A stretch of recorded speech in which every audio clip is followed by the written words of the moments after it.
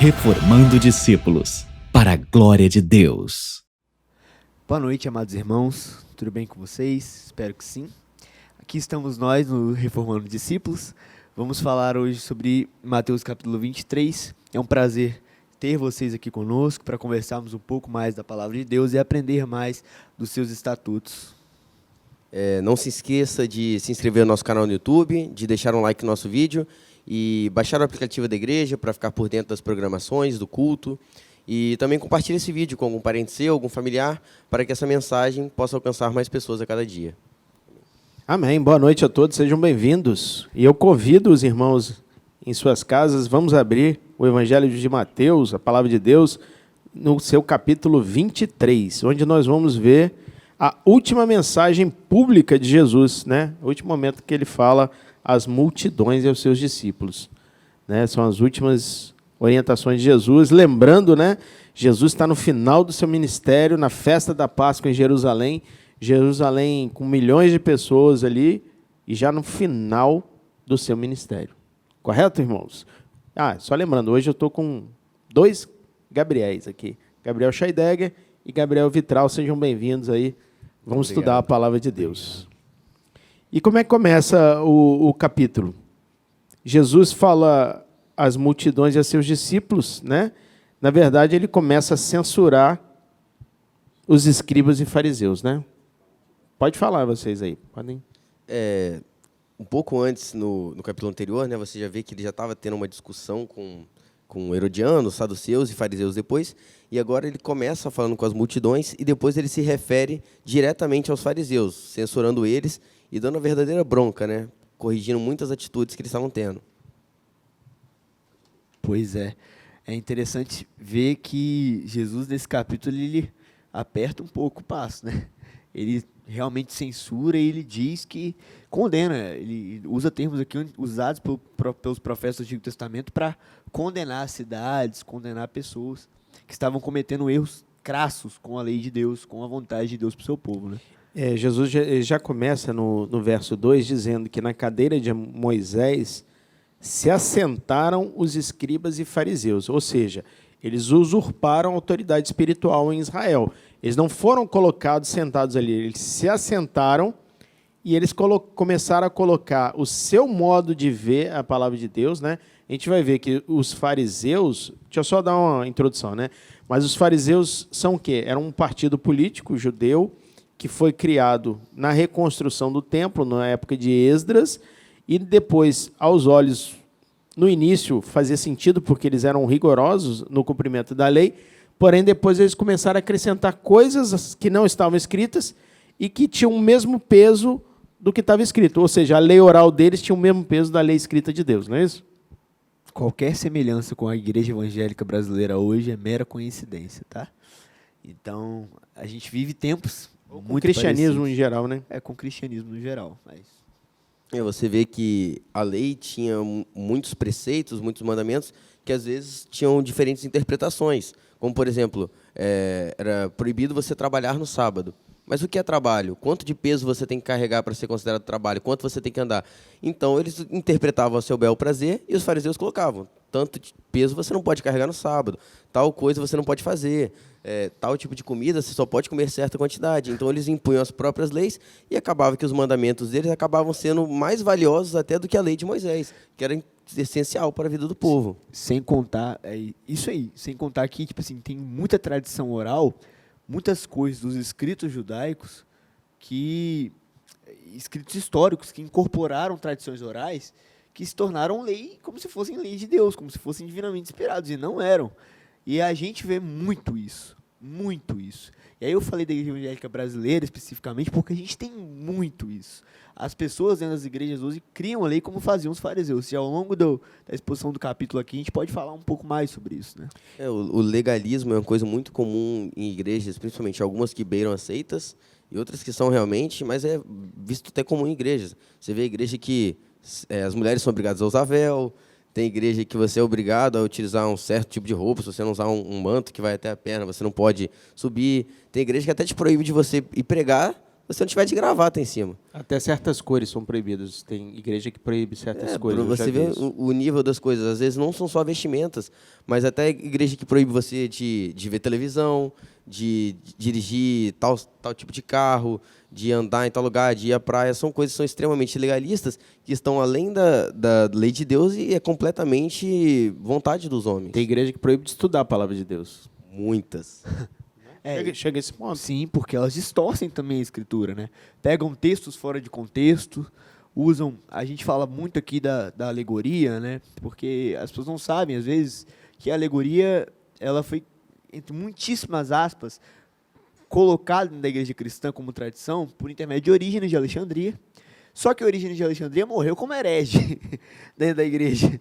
E assim, o problema de buscar uma alegoria onde não tem alegoria dentro da escritura é usar textos da Bíblia como se fossem partes abusivas da Bíblia mesmo, sabe? Esses dias eu vi um vídeo na internet de um senhor usando o texto de Oséias para justificar o adultério. Então a gente tem muita doideira, muita doideira. E é complicado mesmo. Mas vamos lá, verso 4. Então Jesus disse que eles atavam fardos pesados e põem sobre os ombros dos homens, entretanto eles mesmos nem com o dedo querem movê-los, né? Então eles colocavam coisas pesadas, difíceis de se cumprir, né? Verso 5, praticavam todas as suas obras, praticam, porém, todas as suas obras com o fim de serem vistos. Alargam seus filactérios e alongam as suas franjas. Então, eles falam também daquelas pessoas que querem muito aparecer, não é isso? Vocês querem explicar o filactério? Filactério é em Deuteronômio 6, né? Certo? Deus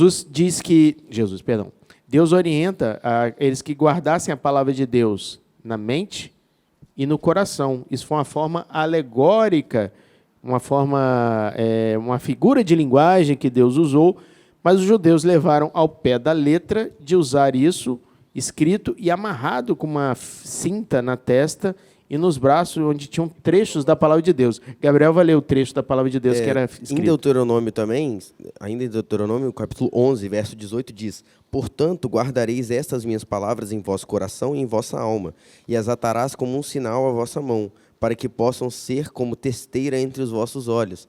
E aí, esses filactérios continham 5 passagens da Torá, 2 em Deuteronômio, 1 em Êxodo, se não me engano, e 2 em Números. Não vou me recordar os textos agora, mas eram esses 5 textos que tinham.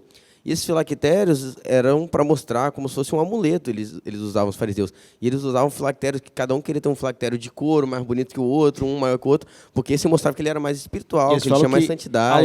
Alongados, eles botavam grandes, botava gigante para todo mundo ver, eu sou santo, eu ando com isso aqui, eu estou protegido, ninguém toca no ungido do Senhor. Qualquer semelhança, mera coincidência. E as franjas das roupas também. Eram contas, eram nós que tinham ali para mostrar, eles iam contando as orações que eles faziam, e eles alongavam para mostrar que eles eram homens de mais oração do que os outros, né? Então, eles também amavam o primeiro lugar nos banquetes, as primeiras cadeiras, as saudações nas praças. Então, eles queriam aparecer, eles queriam ser maior do que deveriam, né?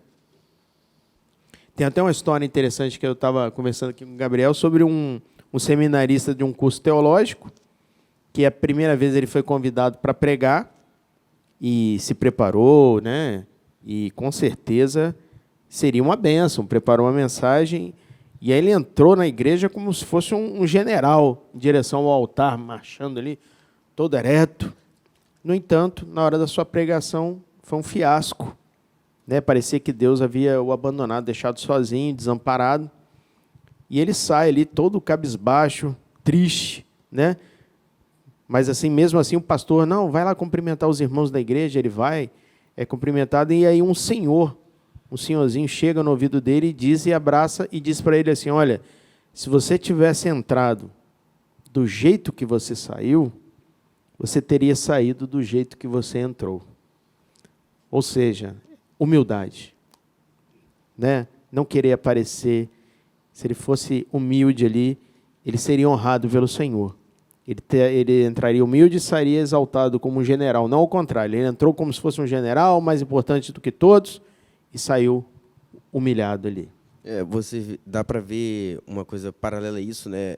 A parábola do fariseu publicano que Jesus conta no Evangelho segundo Lucas, no capítulo 18 diz assim, a partir do verso 9. E ele falou esta parábola a uns que confiavam em si mesmos, que eles eram justos e desprezavam os outros. 2 homens subiram ao templo para orar, um fariseu e o outro publicano. O fariseu, posto em pé, assim orava consigo mesmo. Ó Deus, eu te agradeço porque não sou como os outros homens, extorsionários, injustos e adúlteros, nem como este publicano aqui ao meu lado. Eu jejuo 2 vezes na semana, dou os dízimos de tudo quanto possuo. E o publicano, estando em pé de longe, não queria levantar seus olhos ao céu com vergonha, mas batia sobre o seu peito, dizendo, ó Deus, tem misericórdia de mim, pecador. Jesus lhes disse, eu vos digo que este homem desceu justificado para sua casa, em vez do outro, porque todo aquele que a si mesmo se exaltar será humilhado, e a que a si mesmo se humilhar será exaltado. Ou seja, a humildade é a chave para tudo na nossa vida. Perfeito. E Jesus encerra esse ensino, esse primeiro ensino, esse primeiro embate com os escribas e fariseus, dizendo que maior dentre vós será aquele que for vosso servo. Vocês têm que servir, não ficar aparecendo ali, os fariseus, né? E quem é assim mesmo... Aí vamos conversar agora sobre um versículo que é muito distorcido, que é o que o Gabriel falou aqui. Quem a si mesmo se exaltar, será humilhado, mas aquele que se humilhar, será exaltado. Né? Porque a gente aprende aí no mundo, é o contrário que as pessoas falam, né? Sim.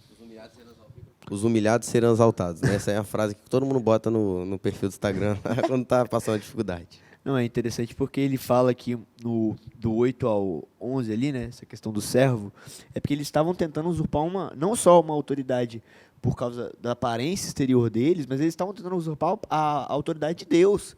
Eles estavam atribuindo sobre si o título de mestre, né, e aí Jesus vira para eles e fala, olha só, vocês não têm autoridade por isso aí não, a autoridade é minha, o domínio é meu, né? E isso da humilhação é gritante, né?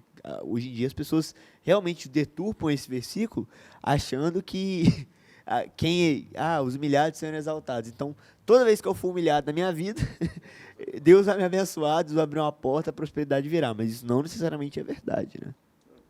Você falou também sobre eles quererem ter esse título, eles querem ser chamados de Deus, de mestre.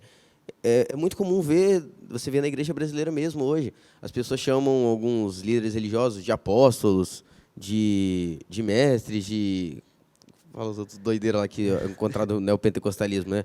Bispo, você encontra vários títulos diferentes e as pessoas querem colocar títulos cada vez maior, o apóstolo consagrado, sei lá o quê, como se esses títulos fossem de um verdadeiro mestre, de uma liderança acima de Deus.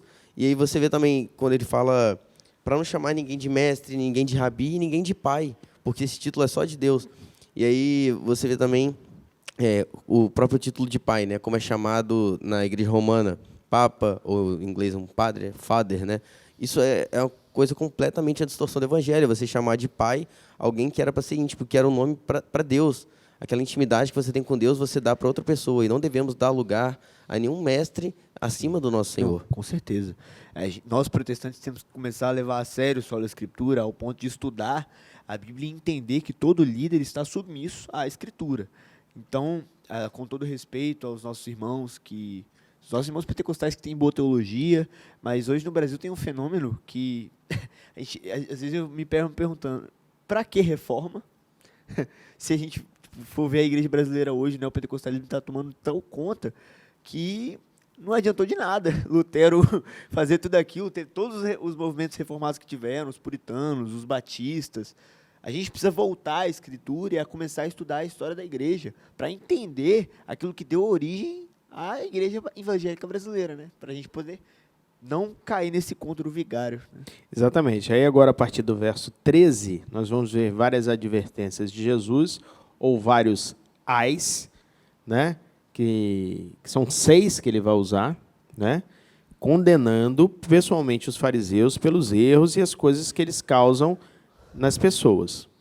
Então, a primeira coisa que ele fala, ai de vós, escribas e fariseus, hipócritas, porque fechais o reino dos céus diante dos homens, pois vós não entrais, nem deixais entrar os que estão entrando.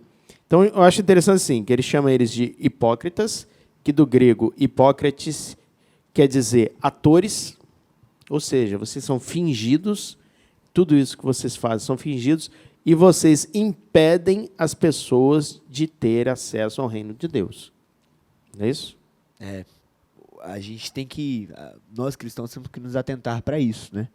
A gente não faz para ser salvo, a gente faz porque nós somos salvos, né? A Bíblia é muito clara ao dizer que toda a lei de Deus ela é feita e ela é manifesta para revelar o pecado em nós, porque uma hora ou outra nós vamos pecar, nós acabamos pecando.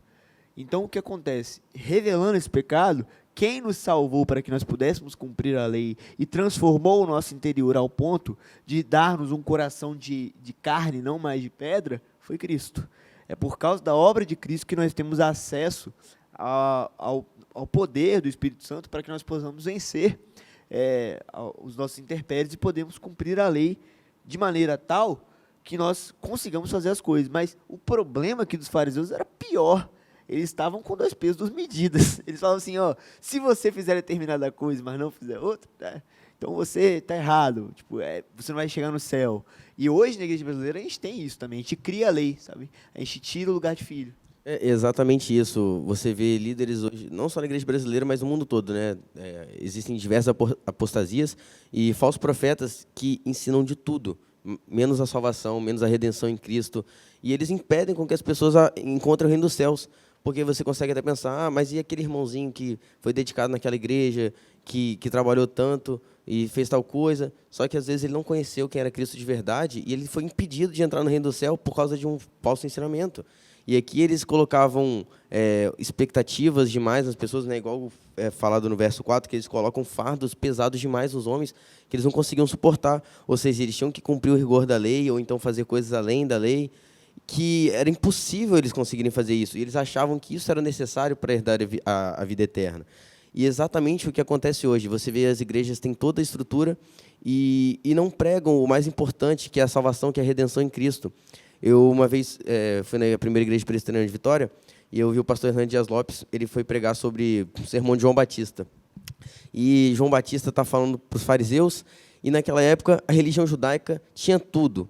Tudo menos, eles só não tinham o que importava. Eles tinham templo, tinham tradições, tinham festas, tinham seus escribas, tinham os alunos.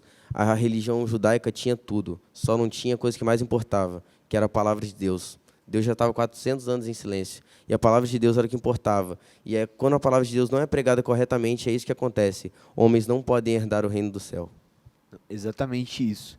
E aí, como que a gente traz isso para a nossa prática do dia a dia? Não existe Cristo mais alguma coisa para a sua salvação.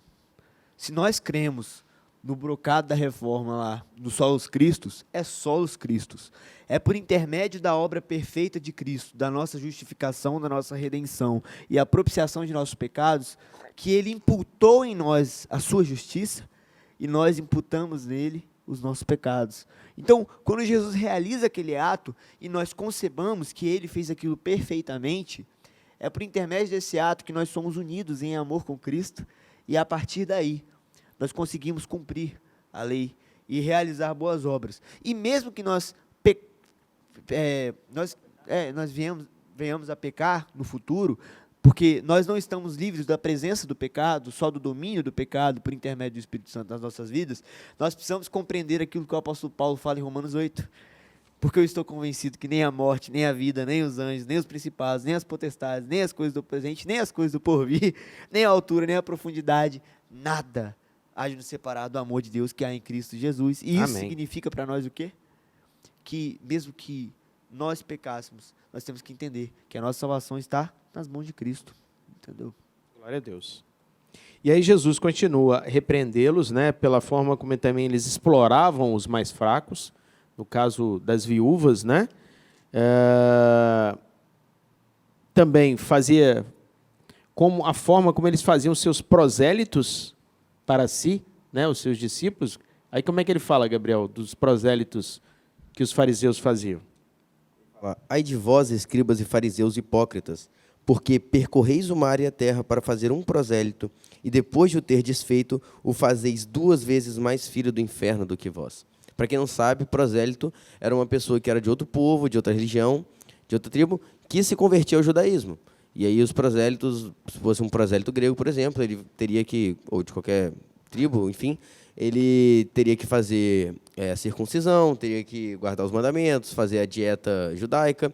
E aí, quando os fariseus ensinavam essas pessoas que tinham se convertido a esse judaísmo distorcido ainda, eles faziam 2 vezes mais filhos do inferno, porque essas pessoas ouviam a palavra distorcida e acreditavam, e acabavam se tornando mais uma massa de manobra. E é esse tipo de gente que se tornou 2 vezes mais filhos do inferno do que os fariseus, são exatamente essas pessoas que são impedidas de entrar no reino dos céus.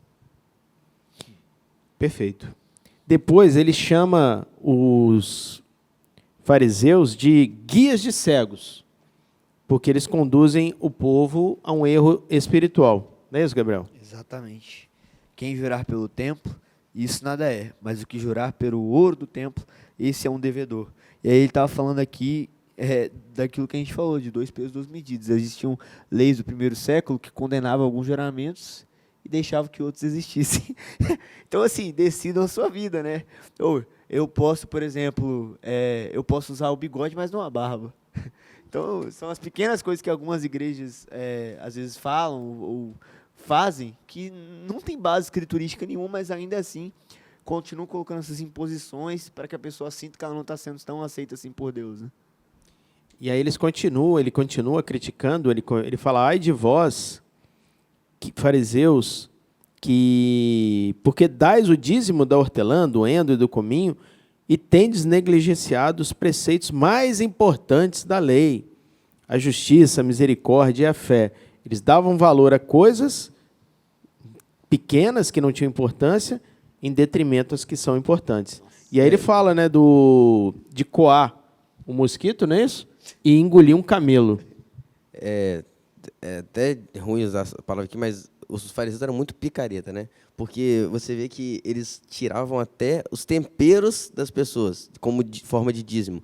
Porque no Antigo Testamento tinha dízimo do vinho, do gado, de várias coisas. Porque antigamente o dinheiro não era como vemos hoje, né? Não tinha Pix, não tinha... E era uma sociedade agropastoril. Exato, né? Você utilizava o que você tinha do campo como forma de riqueza. Então as pessoas trocavam o gado por comida, às vezes, e era só forma de ofertar ao Senhor.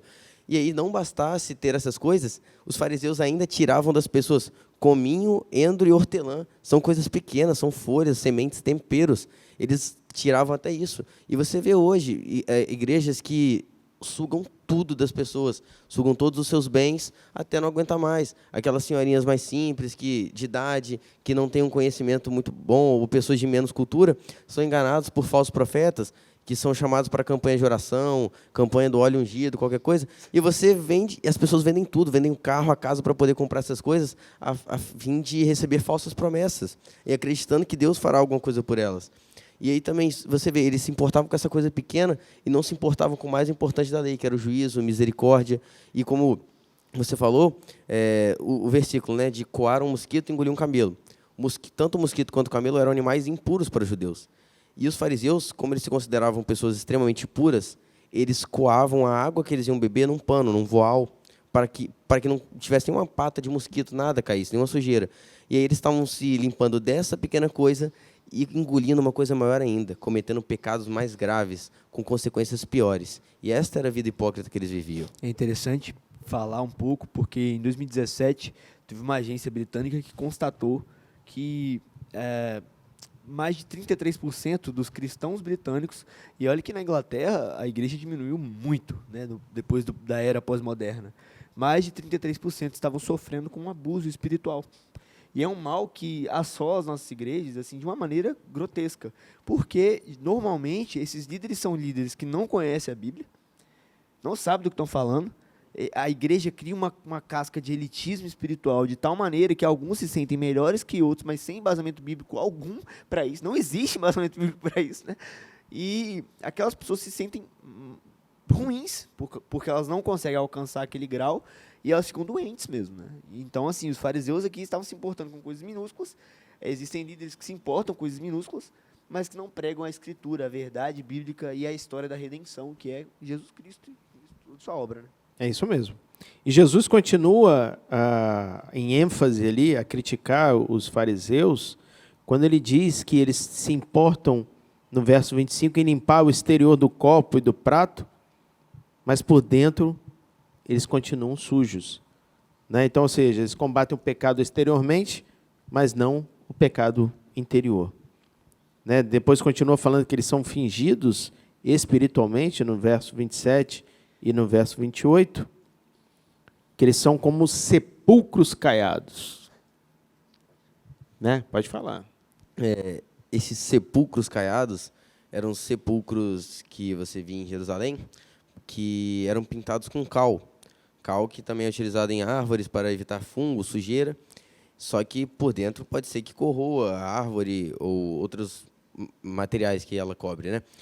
Esses sepulcros eram pintados de cal, eram muito bonitos por fora, eram brancos, porque várias pessoas iam para Jerusalém no tempo de festa, a festa da Páscoa, a festa das tendas, e elas não poderiam encostar em sepulcros, porque em Números 19 e 16, se uma pessoa encostasse no corpo morto, no sepulcro, ela seria considerada impura. Então, esse sepulcro, até de noite, chamava atenção. Era uma coisa linda por fora, mas por dentro estava cheio de podridão, de imundície, de corpo, de gente morta, de ossos e carne se degradando. Morte mesmo.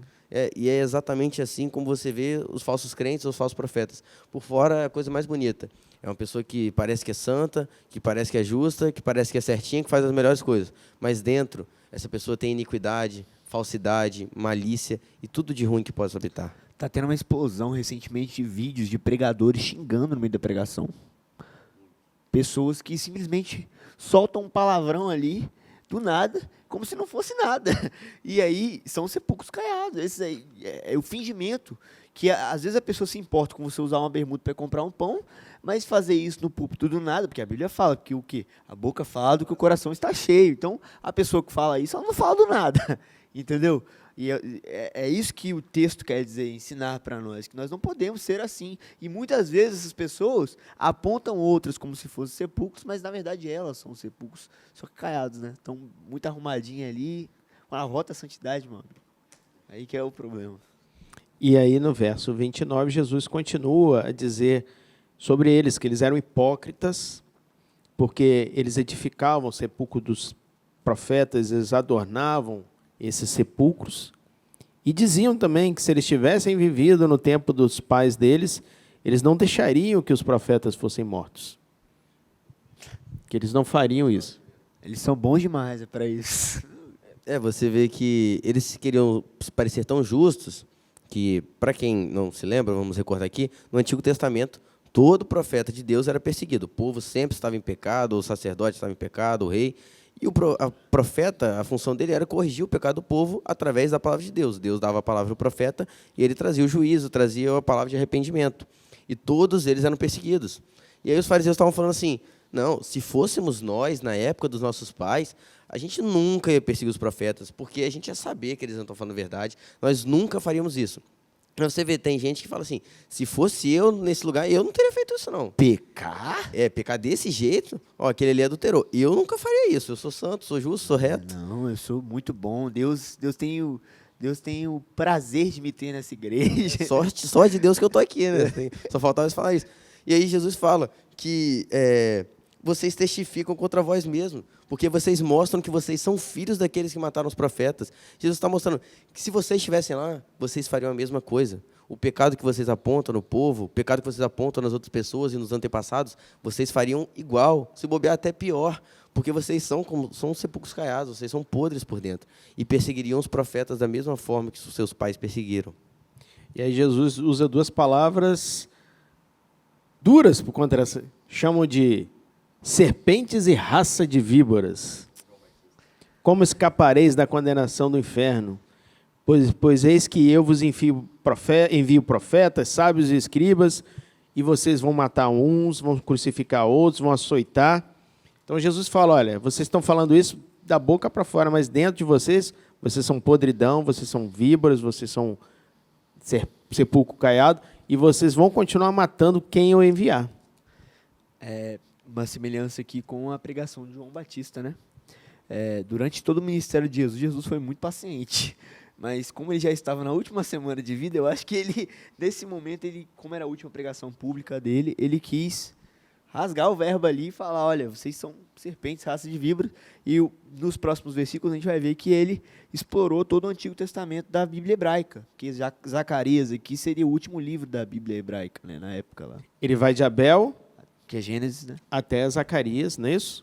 Você vê que os justos, os que são considerados os heróis da fé, considerados os profetas, todos eles foram perseguidos, todos os tipos de Jesus, né? Você vê a pregação de Estevão em Atos dos Apóstolos, no capítulo 7, você vê a defesa dele contra os fariseus. Ele começa a contar a história do Antigo Testamento. Ele começa a falar de Isaac, de Jacó, fala de José.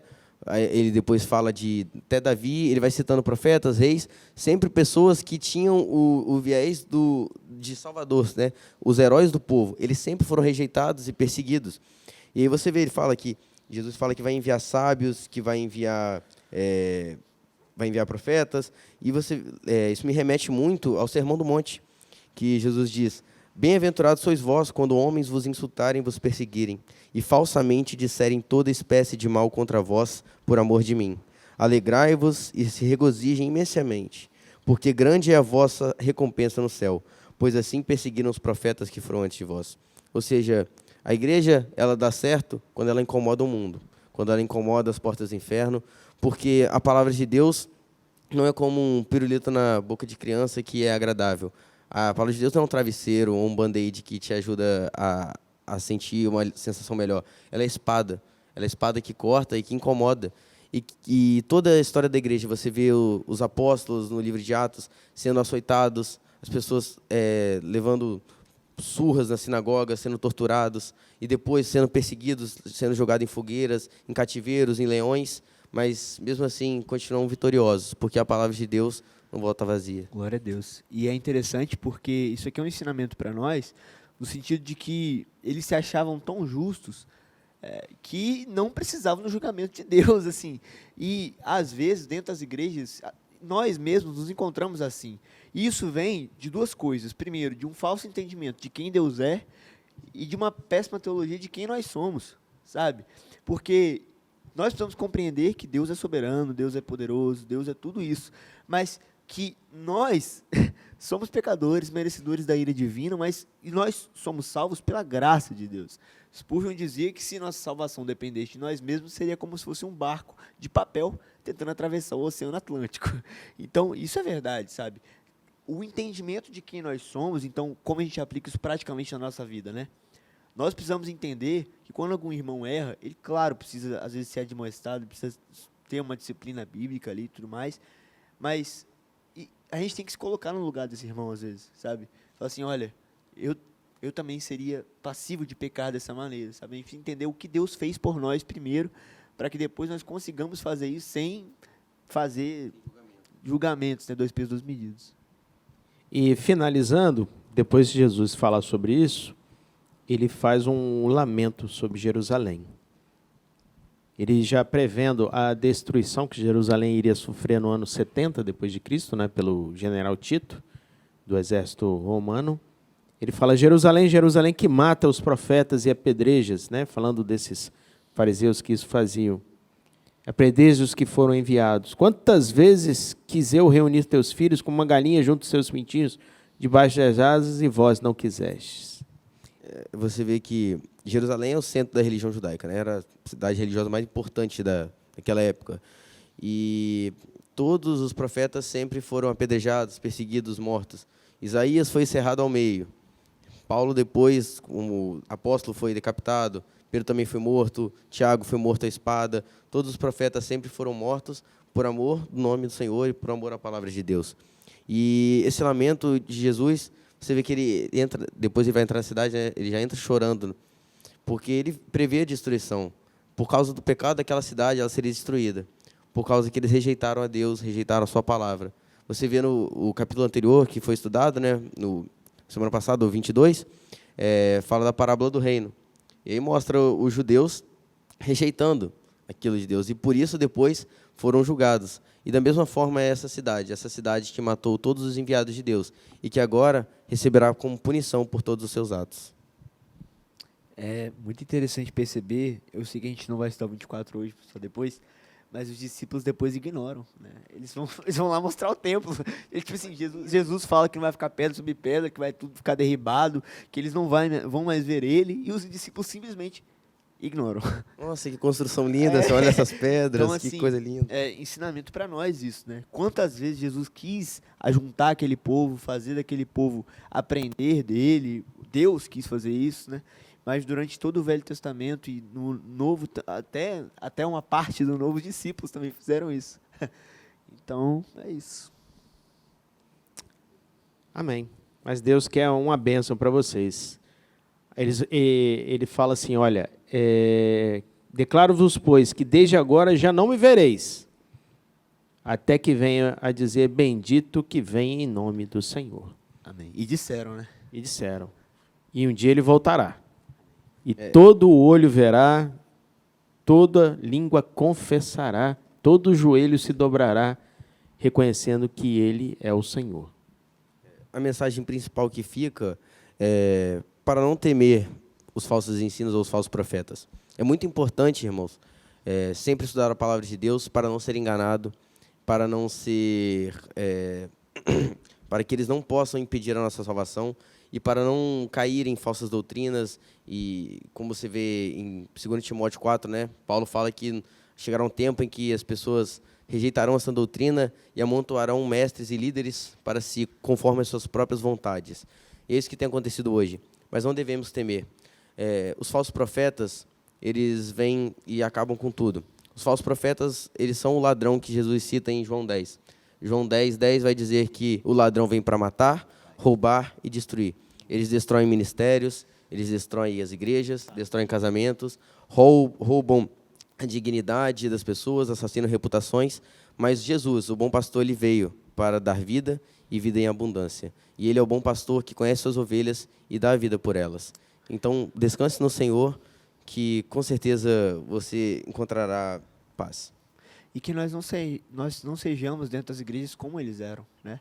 Que nós possamos gravar em nós o louvor, o primeiro louvor da igreja, que está em Filipenses 2, versículo 5 em diante, que diz, tendes vós o mesmo coração que houve em Cristo Jesus, que mesmo sendo Deus, não tomou por usurpação ser igual a Deus, antes a si mesmo esvaziou e entregou.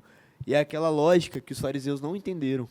Aqui no reino de Deus, quem busca ser o maior, serve mais, né? O maior tem que servir mais, e o menor, ele vai servir menos, né? Então, assim, a gente tem que entender isso também, né? Que tomar cuidado para que nós não nos tornemos como os falsos profetas e os falsos mestres eram também, sabe? Usurpar a glória de Deus. Amém. Que esse ensinamento possa ser guardado no seu coração. Pedimos também que o irmão, a irmã possa compartilhar isso para outras pessoas, seja um evangelista digital, transmita a palavra do Senhor. Muitas pessoas podem estar necessitando de ouvir o ensino de Deus para a sua vida. Amém. Bem? Amém. Um forte abraço a todos os irmãos, a paz do Senhor. Até a próxima semana, onde estudaremos o capítulo 24 do Evangelho de Mateus. Amém. Fiquem com Deus.